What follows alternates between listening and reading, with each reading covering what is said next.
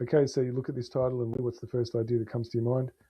That I'm going to start revealing more things that are in these files. Well, that's actually incorrect. What the purpose of this video is to get to the root cause of why there's so much horror being revealed right now, and what knowledge is missing from the majority of people as to why it's going to keep continuing if they don't get to the cause. So most people are really good at the symptoms, but they're very poor at the cause. So if you're someone who's interested in finding out what the cause is, then this video is going to have value for you. And this guy does a ripper job of revealing that he knows what the cause is. And that's what we're going to look at. I just finished testifying in front of the House Oversight Committee. I did it for two reasons. First, I love my country, including our Constitution. And America was built on the idea that no person is above the law, even presidents, especially presidents, and that we should all live under the same set of rules. This kind of democracy requires every person to play their part. And I hope that by being there today, we can bring ourselves just a little further away from the brink and back to being a country where we can disagree civilly and we can search for truth and justice, and that it outweighs the partisan urge to score points and create spectacle. Okay, did you spot it? So what he's done, he's actually done something very clever. He's invoked what he's calling the Constitution, and by invoking that, he actually is justifying there is such a thing as a ruling class, because that thing that's called the Constitution isn't actually a real constitution. It's a manifesto created by a ruling class of predators to harvest and plunder the rest of the population. Because a correct constitution doesn't grant a predator class the right to dominate and control. And if you do your research about what's inside that thing that called the American Constitution, it's actually that granting themselves to tax the population. And what do they do with that tax? They create themselves a private army to act as their enforcers. It's there, you can find it. So that's not a correct constitution, but he's invoking that. So what he's really saying is he loves the slave plantation that he gets to be a master on. So if you don't understand those basics, I'm going to start unpacking it for you very soon. The difference between a structure where, because what does he say? That no one's above the law? Well, what does he mean by law? Does he mean legislation or the actual laws of reality? Right. So it's about how you understand that word. And the true meaning of law is not legislation. It's the laws of reality. And when I say reality, I mean the fundamental operating conditions of how existence is possible. That's critical. Now, far too little people know what that actually means. So I'm going to slowly unpack it piece by piece so you can see the difference between what a structure where no one is above the law actually looks like, and where the origins of that came from, and what has been in place ever since this so-called Constitution was enacted. Because the Declaration of Independence was far more closer to the laws of nature that we're all bound to, far more, than anything that was in that thing they call the Constitution. Because that's a well-crafted piece of deception done by a secret society of predators who always intended to put themselves above everyone else and dominate and control them and plunder and harvest them. And so if you really know what a constitution is, it never gives the right for anyone to do anything to anybody.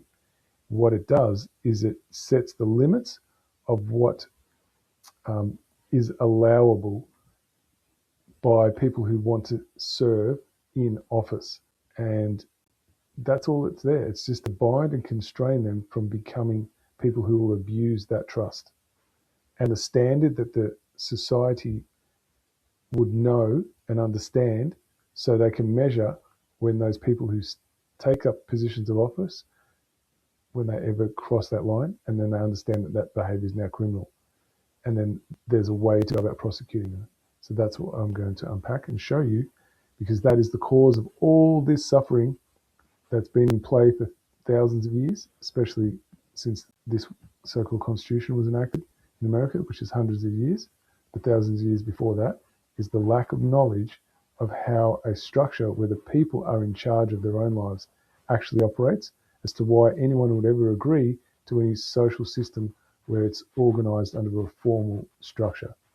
So let's take a look.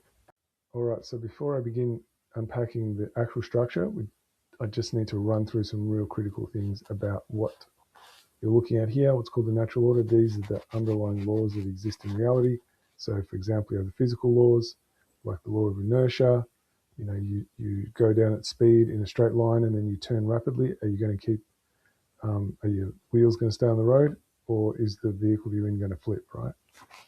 So, just a quick example.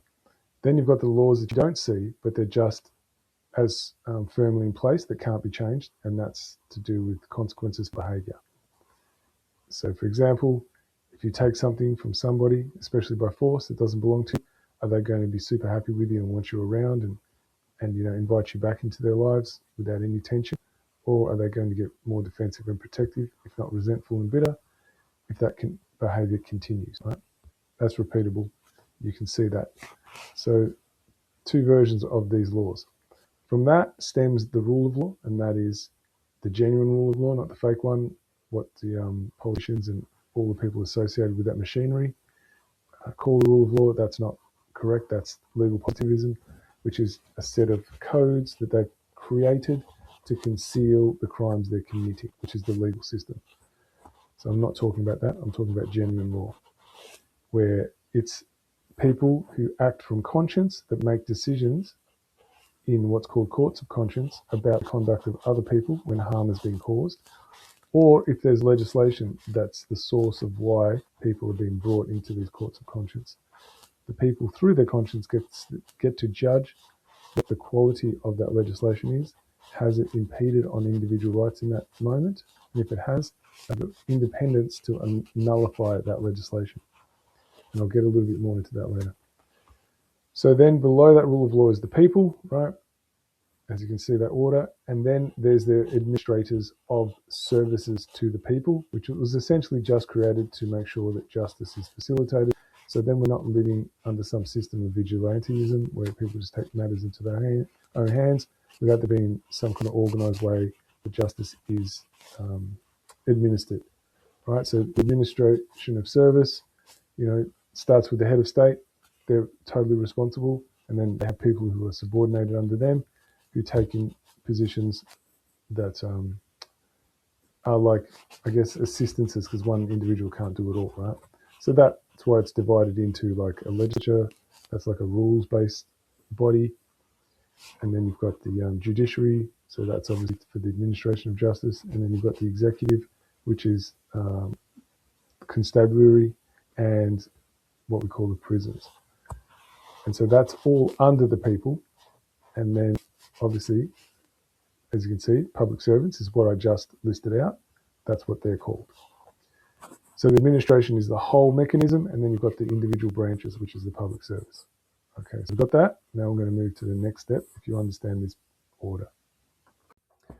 Okay, so if you recall back at the beginning, what Billy Baby said about that fake constitution is, this is the part that's actually true, is that any system of governance needs to rely on the same premise, and that is that nobody's above the law, especially not the head of state, which is what he calls the president.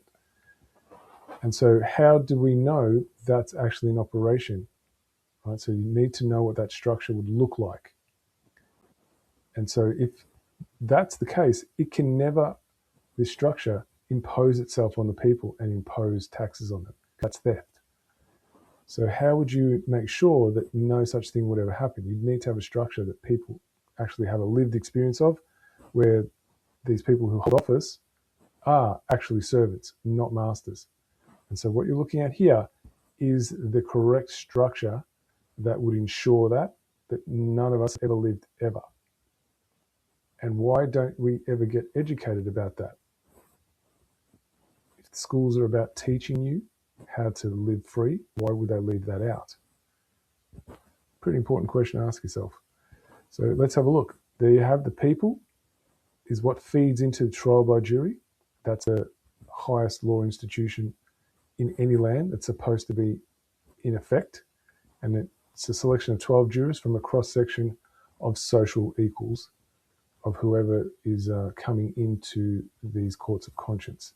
Now you see how they sit above the head of state? So that's how, when he said even the president is not above the law, well, if the people don't sit above their public servants, even the head public servants should I say, how on earth are they going to be accountable just the same as everyone else? Now you show me where that's ever existed in any system of what we call government you've ever lived under. It's never been there. Now, if you look at the correct model that you see here, which exemplifies the definition of democracy, where demos is Greek for the people and kratien is Greek for to rule. So what does it mean? It means to rule by the people. And how do the people rule? If they don't sit above the head of state. It's impossible. So now let's take a look at the role of the head of state and how the people rule through the head of state. The head of state takes a promise to uphold the people's sovereignty. That's why it's called the office of sovereign under the English model. The American version, they call it a little differently, but effectively it's the same thing in the correct structure. So they are responsible for any office holder within the legislature, the executive, and you can see all the different aspects of that, and the judiciary. Now I just want to explain the judiciary, what I mean by that.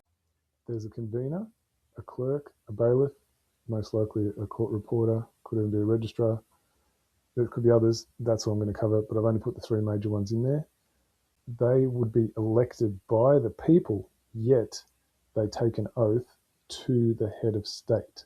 That's subordinate to the oath of the head of state. So if the oath of the head of state is to protect the people's sovereignty, that means each one of these individuals is bound to the same standard.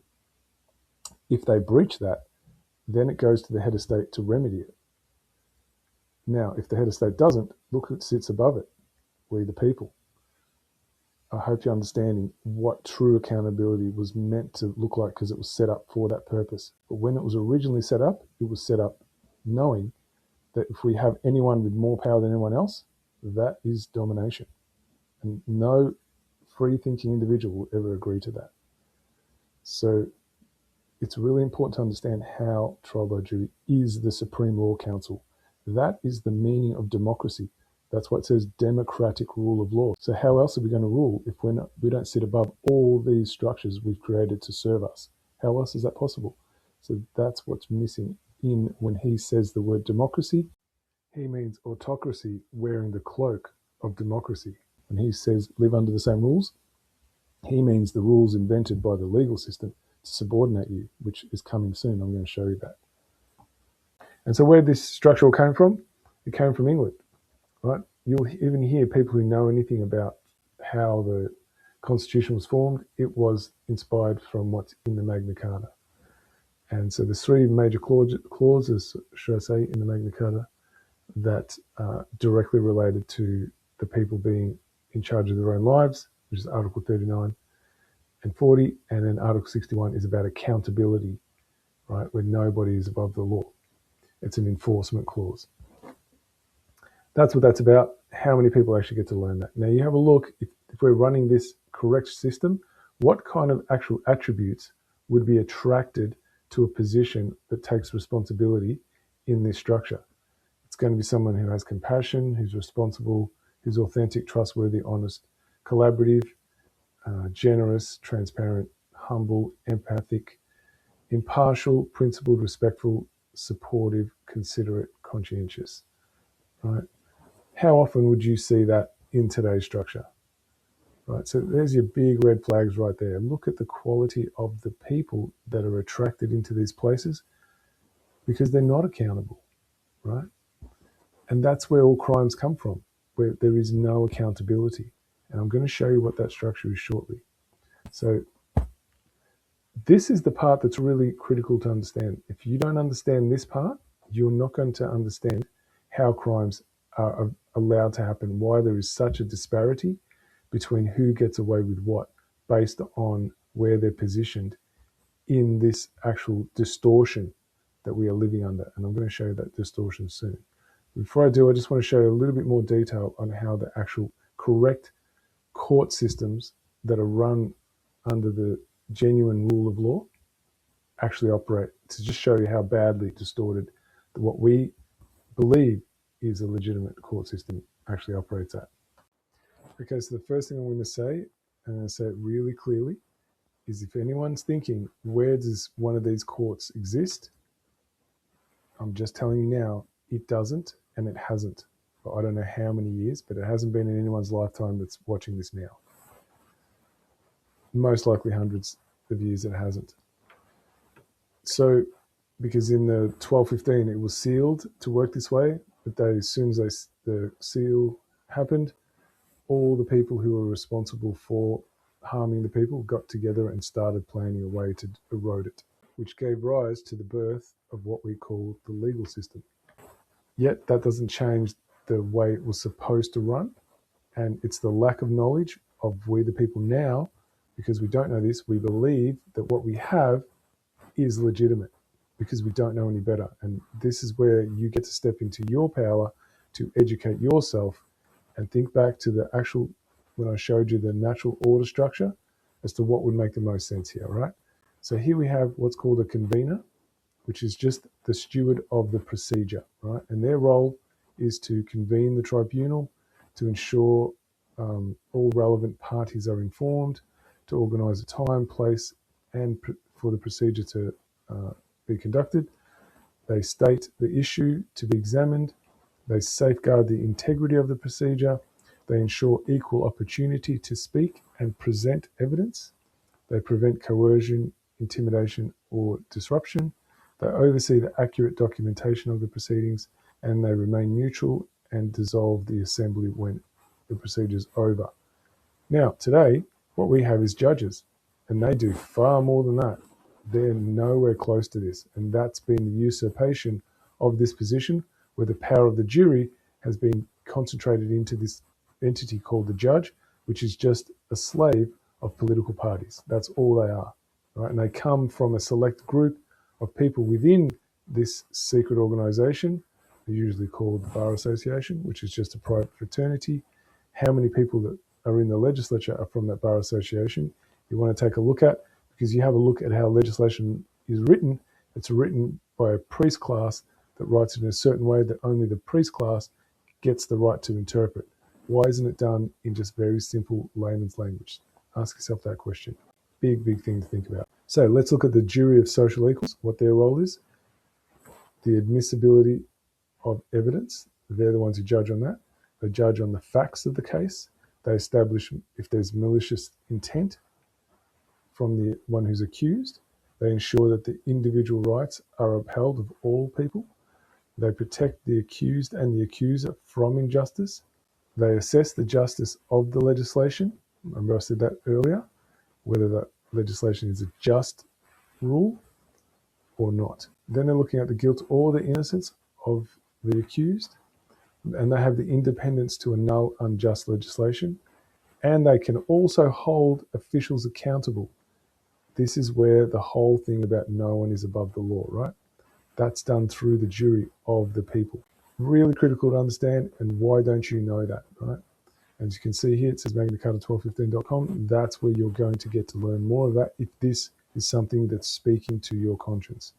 Because if we really were running from this, do you imagine any such thing, all the horrors that you're finding out now that have been happening for years and years, could be possible? Could these people be possibly getting away with it if they were scrutinized by us? Would it ever happen? Just ask yourself that. What about all the injustices you've suffered at the bureaucracies? Just that. Would that have even happened? Would there even be a bureaucracy? Would there even be political parties? How could they even operate? Because they're just private clubs. That wouldn't be possible, because everything would be scrutinized all the time. So there's no room for any of this stuff to even exist. None of these wars that are going on today, none of these mass killings, this democide, none of that would exist.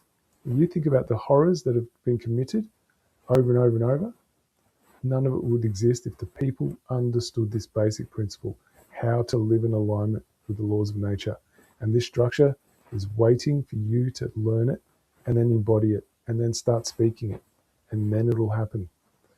Okay, so now we're going to move on to the fake structure of what he means when he says that no one is above the law. and the law he's talking about and what it's actually done. So let's take a look at that. Okay, so what I'm showing you now is not exactly the American model, because their head of state sits above the political parties that are in their Congress. So I'm running off what's happened in England and all the countries that sit under that Commonwealth structure, how they operate today. Yet the premise is basically the same. The only difference is in the Commonwealth, they've removed the head of state and they've made them just like a figurehead, because they had a critical function, the head of state, which was just the office holder of sovereign. What does that mean? It's just an office created that's there to protect the people's innate sovereignty, that it's never violated. And so how do they do that? Well, they would sit above any legislation, and then they would assess that legislation that's being passed through the legislature as to whether it was just or unjust. So that was the people's first defense. And then if it slipped through, then on an individual basis is where it was assessed by the people, whether in that instance, for each individual that was caught in breach of this so-called legislation, it was assessed by the people whether there was actually any harm occurred to an innocent individual because of their breach of that legislation, or whether there was harm that occurred to the one who's accused. And that's where the power of nullification obviously comes into effect. So what I've got written here, it's the rule of law inverted, which is what the criminals talk about, right? That's how you know you are looking at a criminal governance structure right there. Now we have a criminal organization that's taken over, right? So now it's political parties, which are just private clubs, and they all work for the same shadow puppeteers that sit in the background that you don't get to see, right? So handpicked from a group. This is all collectivist groupthink happening here. And their job is to make you believe that you've got some power by voting your life away and choosing one of these masters to switch between who's going to manage you on the animal farm that you live in as human livestock. So as you see, these political parties own these corporate courts, or what's in Latin called corpus juris, and own the military.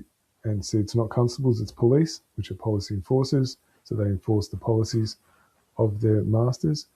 And then obviously the prison, which is just another way to extract and harvest the population by putting them into these cages where the majority of people in them haven't actually literally hurt anyone. It's just legislation they breached.